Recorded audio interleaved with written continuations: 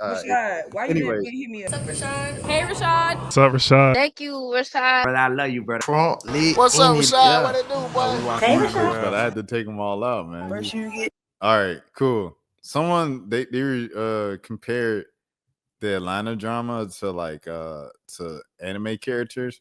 I don't watch anime. So like for the people who watch anime, maybe you guys know. Everything happening. Oh, Naruto, to be specific. Excuse me. Everything happening in ATL right now happened in Naruto. Let's see how they said this.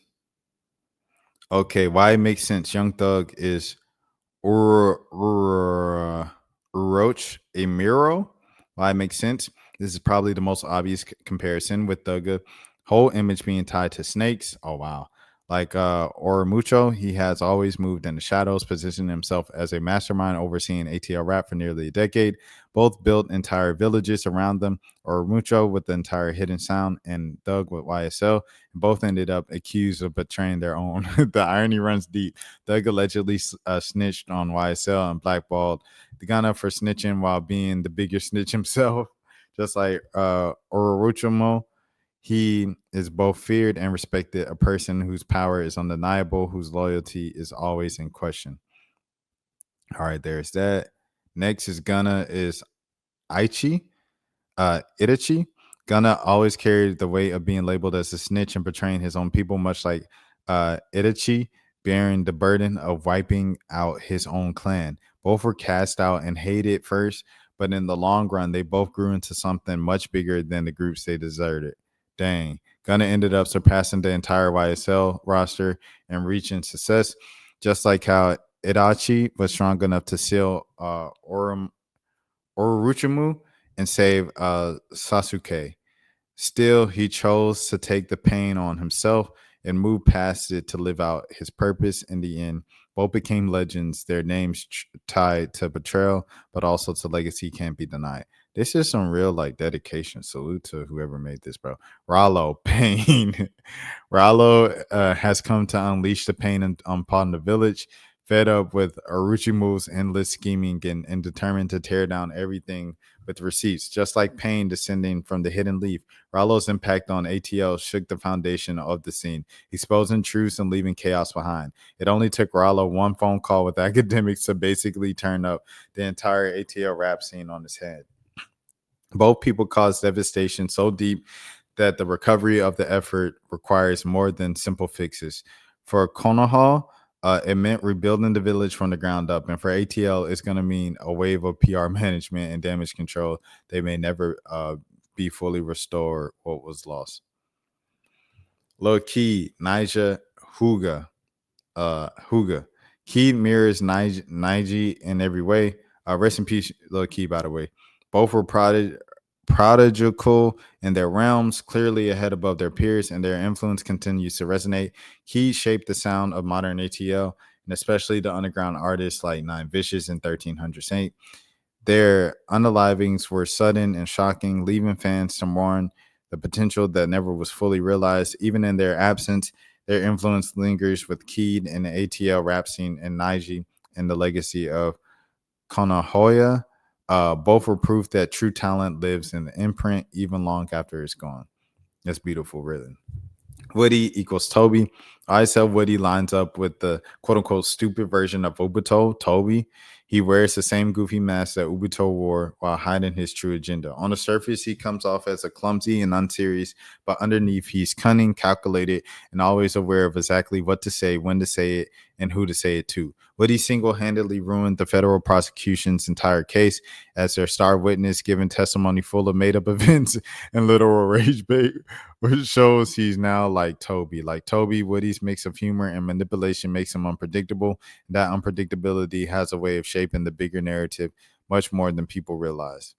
Next, Gucci, Sage of the Six Paths. Gucci really earned the spot of the Sage of the Six Paths. All these years and no controversy, no snitching allegation has made it out of the politics. He's the person that both sides can respect, regardless of which side of the battle they pledge their allegiance to. Doesn't Gucci Gucci's whole label isn't 1017. Like there was a whole thing, and he had to wipe out the whole roster and build up a whole new roster and say this is the new 1017 because everybody kept dying or going to jail on the old label. Like, wasn't that a big controversy? How is he without controversy? I guess I had nothing directly to do with him, huh? Teacher, uh, Madaria Uchiha feature mirrors Madara in the way that he crafts an image that isn't entirely who he is. Madara outwardly quote unquote hates Hashimura, yet he is one of the closest and biggest admirers, using the Uchiura chain to serve his own ends. Similarly, Future projected a persona of luxury and drug indulgence that he doesn't fully partake in. He doesn't even sip lean, but his image influenced others like Juice WRLD to try it. Wow. He hasn't taken a stance on the Young Thug allegations either. He's just quietly oral farming during the war, similar to how Maduro roars while letting Obito do all the dirty work. All right. Mexico Joe, the MVP of the summer. Yes, sir. Big always out by the crib, real lighter. First thing in the morning, break a soul, apple cider. Jeez Louise. Why it makes sense. Sycamoro Nara. Mexico Joe is literally Sycamore.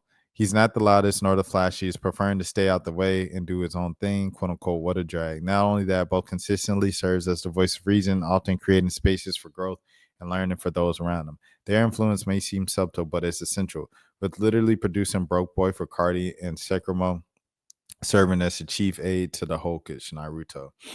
It's crazy because like Mexico drove into jail and he came out and like now he's like they say the voice of reason, intelligence, and just wisdom. And that's how it's supposed to be when you get out of jail. Like Gucci, Rallo, like all these guys have kind of like you can tell they still crazy, but like they've changed a lot since they got out of jail and they've grown really. That's the whole purpose of being locked up is changing. I'll leave it at that. Lil Baby, Kabuto Yakushi. Why it makes sense. Lil Baby reflects Kabuto, the most devoted follower of Urumachuru, which in this context is thug, through the loyalty that runs both ways. He is eternally committed to the cause, grinding and riding for his team, even if the cause doesn't always look out for him as much as it does for others. He's willing to cut off old friends for Thug, or in Kabuto's case, leave the entire village for Uruchu. Like Kabuto, consistency and loyalty makes him indispensable and irreplaceable to Thug. That's funny. Are we at the end now?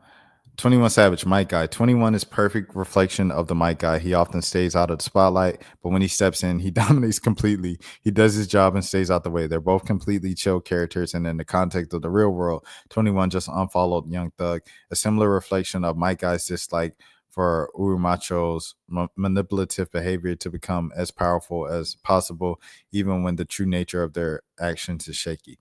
Here's the thing. I remember people said that he unfollowed Thug, and then someone was like, "This is fake news." I'm not on Instagram, so I don't know like what the truth is, but yeah. Playboy Cardi, Naruto. Also, they made Cardi Naruto. Okay, Cardi's Naruto with the classic chosen one narrative. Early on, so many doubted him and dismissed his style as quote unquote mumble rap, but he kept grinding and developing the sound. As Naruto did in his training, fans hated when a whole lot of red dropped, and many thought that opium would never stand the test of time. But now Cardi has the second most listeners of any ATL artist with 44 million and runs in the biggest artist led labels in music right now. In context to the ATL war right now, I don't think he has any interest in partaking, though. That doesn't really line up, but oh well. We needed to have a main character to make this post, so give us some grace. That's funny.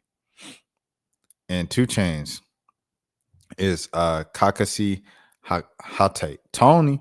Two Chains is a lot like Kakashi in unexpected ways. He graduated from college with a 4.0, reflecting Kakashi's prodigy status and entry into Ambu Black Ops straight out of school. Bridging generations of Atlanta trapped together and being respected by everyone, it mirrors now Kakashi is that one character that everyone glazes without you being aware of how they even know them at all. Two Chains brought up a bunch of talent just like Kakashi did too.